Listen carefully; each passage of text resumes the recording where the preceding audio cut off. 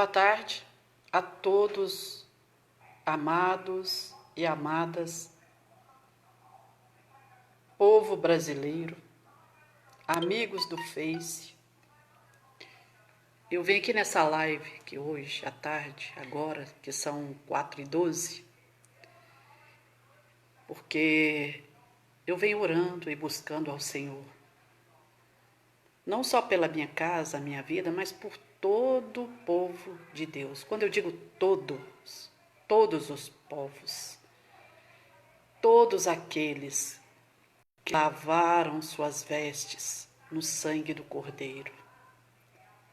E também oro por aqueles que ainda não conhecem a salvação. Por que eu digo não conhece a salvação? Por não conhecer o Salvador, que é Jesus. Conhecer não é acreditar, não é crer. Eu posso crer. Eu creio em algo, mas eu preciso conhecer. Eu tenho que viver, ter um relacionamento. Não basta a gente só crer em Deus, a gente tem que viver. Viver a palavra de Deus. Isso não é religião, não. Um dia eu fui religiosa. E há muitas coisas que acontecem nas nossas vidas, coisas erradas, que a gente faz, nós mesmos que plantamos. Mas Jesus, ele não veio para julgar ninguém, não. Jesus veio para nos salvar, nos resgatar da morte. Ele deu a própria vida dele. E eu vim aqui hoje nessa live, eu não estou aqui produzida com maquiagem, estou aqui vestida de pano de saco. Porque Deus assim mandou que eu fizesse. Conforme está na palavra de Joel, no capítulo 1, vocês podem ler, no versículo 13. Cingi-vos e lamentai-vos, sacerdotes, gemei, ministro do altar, entra e passai, vestido de sacos, durante a noite, ministro do meu Deus. Cortadas foram da casa de vosso Deus. Ministro do altar, entrai e passai vestido de saco durante a noite. Ministro do meu Deus, porque a oferta de manjares e a libação cortadas foram da casa do vosso Deus. Aqui Deus está falando, o profeta foi enviado a alertar os ministros, sacerdotes, para orar, para voltar-se para Deus. E hoje há muito julgamento, se julgam muito, se falam muito. Mas a verdade é que nós não estamos aqui para ficar julgando ninguém, nem olhando defeito de ninguém. Nós estamos aqui para fazer a vontade de Deus.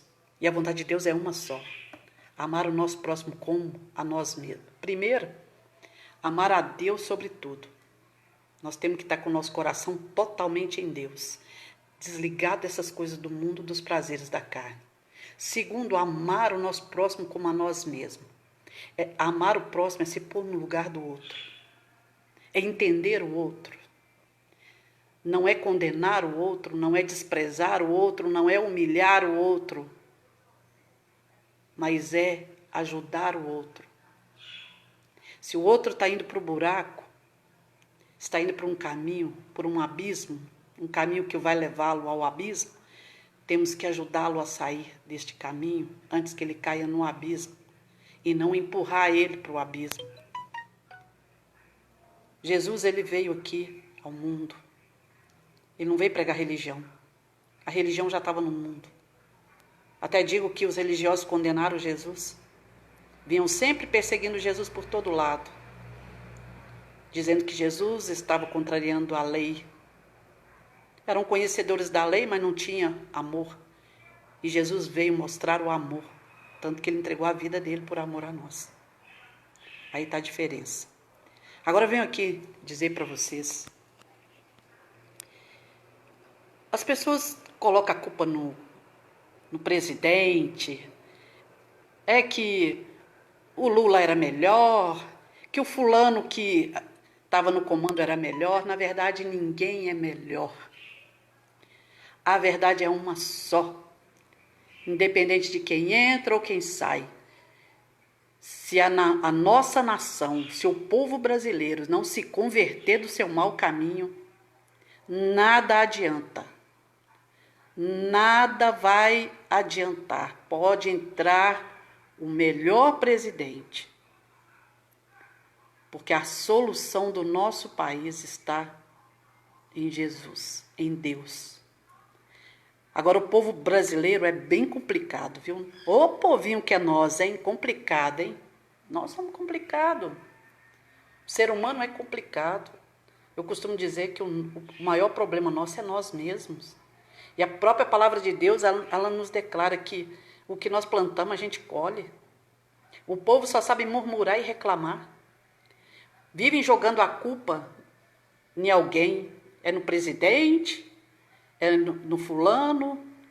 Agora não olhe pelas coisas que fazem. Vai ter fome? Vai mesmo. O mal está aí? Está mesmo. Mas isso é da própria rebeldia do ser humano. É nossa. Nós somos os culpados, não culpa ninguém não, é todos nós brasileiros. A começar por aqueles que vivem falando mal da nação, que vivem maldizendo o nosso país. Nós somos o Brasil. Nós somos o Brasil. Cada um de nós representa o nosso país. Então é nós que precisamos mudar, é nós que precisamos fazer a diferença. Tem que começar em nós. Agora o presidente, o Bolsonaro, deu ajuda de custo sim. Ele estava dando para cada um brasileiro, para não passar aperto, é pouco, mas antes ter um pouco do que não ter nada. Ele deu o auxílio emergencial era de R$600. Agora eu quero falar para você aí, tá? Todo mundo vendo a pandemia aí, mas todo mundo levando na brincadeira. A maioria descrente. E levando de qualquer jeito. Quantas pessoas não pegaram essa ajuda emergencial, gastaram com churrasco? Eu sei disso. E não foi pouca gente, não. Gastaram com coisas que não eram coisas necessárias, coisas supérfluas. Por quê? Porque acreditavam que as coisas iam mudar. Não estavam levando a sério. Agora estão tudo aí apertado de novo, chorando o auxílio emergencial, chorando as dificuldades, porque ninguém crê. Quando a gente fala, Deus usa o profeta na terra, usa sim. Ele não nos usa para julgar ninguém não, mas para avisar o povo, sim. E se o povo não ouve, problema do povo. Está passando dificuldade, vai passar fome, por que não deu ouvido à voz do profeta quando falou? Deus tem falado. Não é tempo de construir, não é tempo do povo ficar gastando dinheiro à toa com coisas supérfluas. Guarda o que você tem, porque vai haver um tempo que você vai precisar desse dinheiro. Mas não. Tá sobrando, gasta com coisa supérflua. Tá sobrando, guardasse para o futuro, porque ninguém sabe o que viria. Bom, até imaginavam sim, né? Porque a própria palavra nos alerta que as coisas vão ficando cada vez mais difíceis. E eu quero dizer para você, meu amado e minha amada, povo brasileiro, povo de Deus na face da terra, para de ficar julgando os outros. E eu digo para os evangélicos, nós que conhecemos a palavra, Deus também requer de nós, porque já era para ter acontecido mudança no nosso país. E não adianta a gente ficar culpando os outros e falando que os outros é rebelde, que não ouve. E nós? O que nós temos feito também para melhorar? Nós temos feito... Será que nós estamos fazendo realmente aquilo que Jesus manda fazer? Será que nós estamos fazendo? O que Jesus nos ordenou a fazer? Ide por todo mundo e pregai o evangelho a toda criatura. E o que crer e for batizado será salvo, porém o que não crer já está condenado.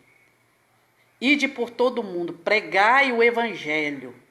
Aquele que creu, amém, está salvo. O que não crê é problema dele. Siga o seu caminho cumprindo o que Deus ordenou. E o que Jesus fez aqui? Mandou a gente seguir ele. Ele curava os enfermos, ele pregava a palavra, ele fez muitos milagres,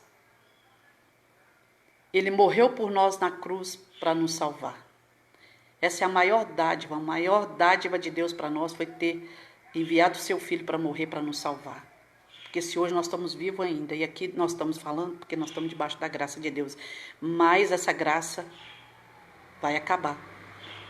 Que quando Jesus vier e tirar a igreja da terra, quem vai governar é o anticristo. E ele já está aí na terra. Crendo ou não crendo é verdade. É a mais pura verdade. Pare de ficar julgando as pessoas. Comece a olhar para dentro de si mesmo. Eu comecei a olhar para dentro de mim. E quantas coisas erradas há em nós. Quanto nós erramos. Amados, eu vou falar para vocês. Nós, seres humanos, somos tão falhos. E não tem ninguém melhor do que o outro, não. E há um povo aí, julgador, que vive julgando usos e costumes, porque fulano vai para o inferno porque está usando brinco, porque usa calça apertada, porque usa calça de homem, a mulher. Deus não está querendo saber nada disso, não, gente. Prega a palavra de Deus. Deus não chamou para pregar a palavra, Ele não chamou para pregar usos e costumes, dizendo que o fulano, porque está usando brinco, porque usa batom, porque o homem anda de bermuda, porque... Parem com isso, isso não é hora de ficar pregando essas coisas, isso não é pregação, isso não é evangelho, não. Porque todo mundo que se converte a Deus, que entrega a vida a Jesus e recebe o batismo do Espírito Santo, ele passa a ser nova criatura e o próprio Espírito de Deus nos constrange às coisas que não agradam a Ele, nos faz sentir constrangidos. O próprio Espírito Santo, até porque a própria palavra diz que quem nos convence do nosso pecado é o Espírito Santo.